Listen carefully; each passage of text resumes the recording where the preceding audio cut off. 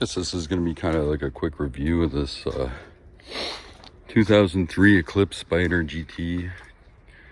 The third gen's my favorite. I've had a second gen, a third gen, and a fourth gen in the past. And everybody kind of always talks about the second gen. And it was a pretty cool car, but they're kind of a shit box, like build quality wise. But the third gen, it's been my personal favorite, especially the Spyder versions. I think this car looks best as a convertible, which is kind of rare for these cars, or for cars in general, I guess. But yeah, so this has the 3.0 liter V6 engine. I don't know if everybody should own one. You kind of gotta have like, I love this car, but it kind of depends a lot on like how much you hate yourself, because you gotta do so much work to these things all the time. This car was certified. I'll pop the hood. This car was certified when I bought it, and since I've owned it for probably a month and a half now, I've had to pull the fuel pump, add a fuel temperature sensor. I've had to have the motor jacked out of the engine bay on the one side, do the water pump and timing belt. I'm still not done. I have to pull the intake plenum off on the back of the motor. I'll just show you. I got a little bit of rock chipping on the hood and some rust I gotta take care of on the strut towers. But let's put this in. So I've replaced the what do you call it, the gasket under this valve cover and the rings for the spark plugs, and I'm gonna have to next week take the intake plenum off because there's another valve cover underneath that. All these vacuum lines, all this shit has to come off, and I got to replace the valve cover gasket back there too, because it's leaking as well, because this motor is like kind of big for the size of the car, and it's been crammed into this tiny car. But I love this car, and like, it runs pretty good. It'll fire right up, but these are just things you have to deal with these cars. They seem to always have something going on with them. But I love the interior of them. I love the seating position, the way you sit in this thing. I probably got to clean it up a little bit. These dashes, another problem with these cars is these always kind of crack. I do have one crack up here. I'm getting a match to the body like cover for that, so it'll be protected from the sun and stuff. But yeah, I love this car.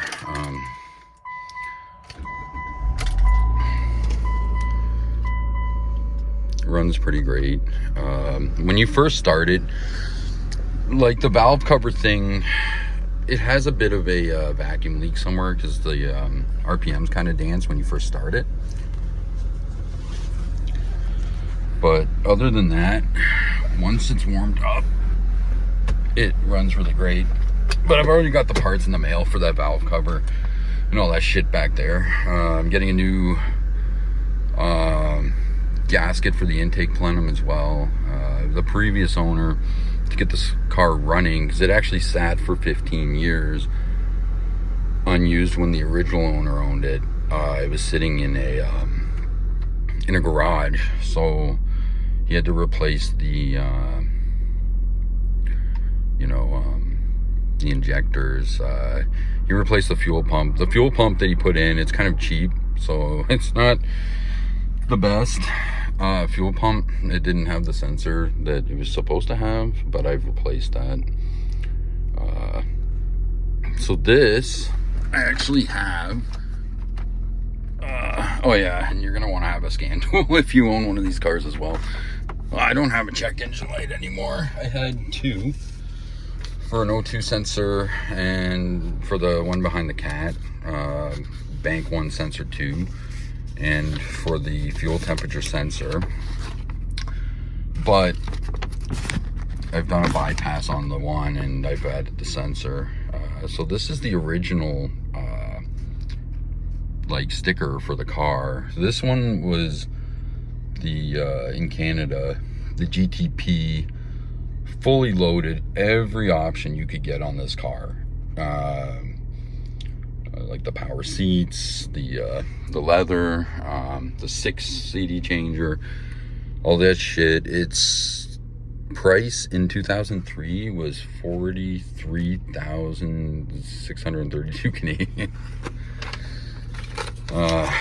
So these cars in Canada are kind of rare. I paid $5,500 for the car, and I paid, since I've had it, well, it was like $5,500, probably $750 in taxes, and probably $700 or $800 in parts so far. And that was with it being certified when it was handed over to me. So, but everything works good. 6 CD changer works. The stereo all works. The roof works. Everything's good in the car. The back's pretty nice too. Everything's been pretty well maintained. 210,000 kilometers on the car. Like I said, no check engine light anymore.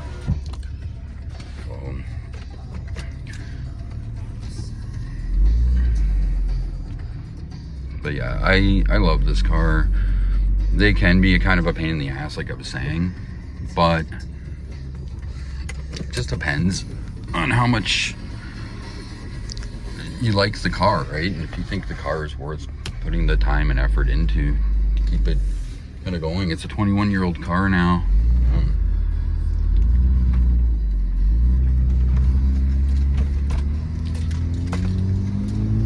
But even like needing, like I'm gonna be replacing the spark plugs, the rear valve cover. Let me just put the shit on to defrost the window. I'm gonna be doing spark plugs, the rear valve cover, the gaskets for the spark plugs.